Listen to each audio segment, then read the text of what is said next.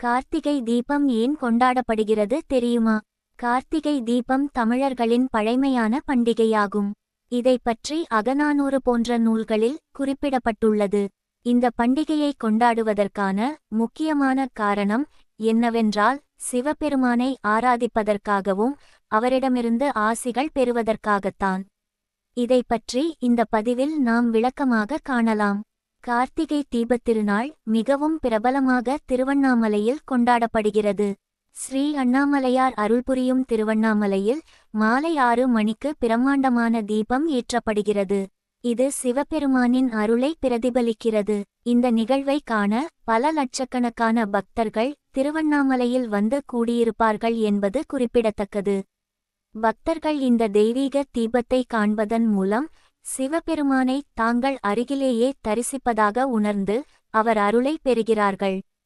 ஒரு சமயம் மகாவிஷ்ணு, பிரம்மா இருவரும் சிவபெருமானின் அடிமுடியை தேடிச் சென்று அதை காண முடியாமல் தங்கள் தோல்வியை ஏற்றுக்கொள்கின்றனர். அப்போது மகாவிஷ்ணு, பிரம்மா இருவருக்கும் சிவபெருமான் ஒளிப்பிழம்பாய் காட்சியளித்தார்.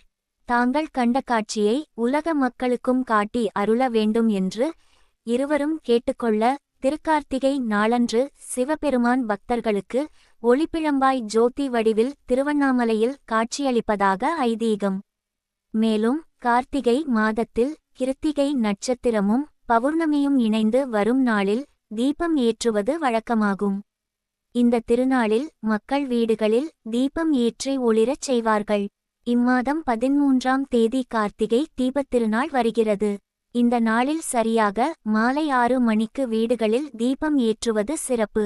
வீட்டில் பயன்படுத்தும் காமாட்சி விளக்கை முதல் நாளே நன்கு சுத்தம் செய்து வைத்துக்கொள்வது நல்லதாகும். வாசலின் இருமுனைகளில் வைக்கப்படும் 2 விளக்குகள் மட்டும் புதிதாக இருக்க வேண்டியது அவசியமாகும். மற்ற இடங்களில் பழைய விளக்கை பயன்படுத்தலாம், தவறில்லை. ஆனால் விளக்குகளை முதல் நாளே சுத்தம் செய்து வைக்க வேண்டும். தீபத்திருநாள் அன்று விளக்குகளை கழுவுவது சரியான முறையல்ல. சிலர் வாசலில் குத்துவிளக்கு ஏற்றுவார்கள். அவ்வாறு குத்துவிளக்கை பயன்படுத்தும்போது அழகாக கோலமிட்டு அதன் நடுவில் வைப்பதே சிறந்ததாகும். விளக்கில் நெய், நல்லெண்ணெய், பஞ்சதீப எண்ணெய் ஆகியவற்றில் ஏதேனும் ஒன்றை பயன்படுத்தலாம். வீட்டில் மொத்தம் 27 தீபங்கள் ஏற்ற வேண்டும். முதலில் வாசல் படியில் தீபமேற்றிய பிறகே வீட்டினுள் தீபத்தை எடுத்து வந்து வைக்க வேண்டும். பூஜையறையில் தீபமேற்றி எடுத்துச் செல்லக்கூடாது. அந்த தீபம் குறைந்தது 30 நிமிடங்களாவது எரிய வேண்டியது அவசியமாகும்.